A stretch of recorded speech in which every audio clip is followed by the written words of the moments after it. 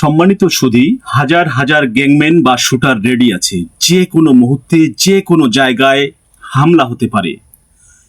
এটি কোনো সিনেমার সংলাপ নয়, ঠিক এই ভাষাতেই এখন কথা বলছে। এই ভাষাতেই এখন কানাডার পুলিশকে সরাসরি হুমকি দিচ্ছে দক্ষিণ এশিয়ার অন্যতম কুখ্যাত অপরাধী গোষ্ঠী বিষ্ণুই গ্যাং। ভারত ছাড়িয়ে এবার সুদূর কানাডাতেও নিজেদের রাজত্ব কায়েম করতে চাইছে এই গ্যাং।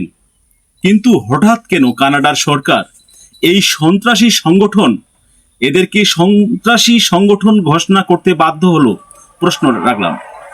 আসলে এই ভিডিওতে আমি সেটাই জানাতে যাচ্ছি। ঘটনাটা আসলে পুরো বিশ্বকে চমকে দিয়েছে।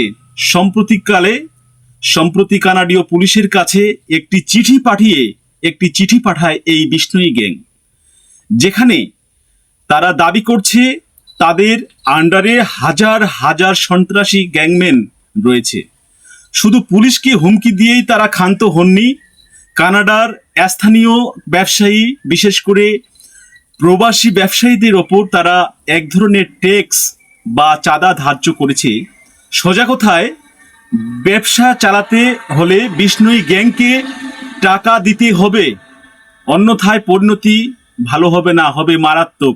কিন্তু কানাডার সরকারও এবার বসে থাকেননি। এই গ্যাং এর চাঁদাবাজি, টার্গেটেড খুন এবং সহিংসতার ইতিহাস মাথায় রেখে কানাডার সরকার বিষ্ণুই গ্যাংকে অফিসিয়ালি তারা সন্ত্রাসী সংগঠন হিসেবে তালিকাভুক্ত করেছে। এর মানে কি জানেন? এর মানে হচ্ছে এখন থেকে এই গ্যাং এর সাথে জড়িত যে কারোর ব্যাংক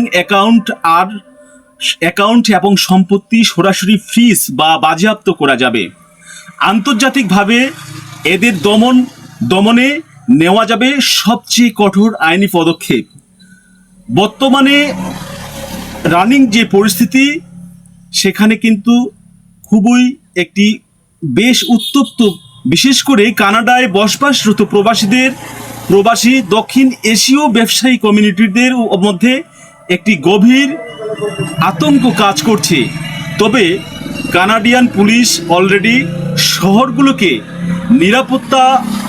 শহরগুলোতে নিরাপত্তা ব্যবস্থা বহুগুণ বাড়িয়েছে এবং ব্যবসায়ীদের জন্য বিশেষ করে তারা হেল্পলাইন চালু করেছে। এবং যেহেতু এই গ্যাং এর মূল শিকড় ভারতে, তাই এই অপরাধী চক্রকে পুরোপুরি শিকড় সহ উপরে ফেলতে দুই দেশের গোয়েন্দা সংস্থাগুলোর মধ্যেও এখন অভ্যন্তরীণ আলোচনা চলছে।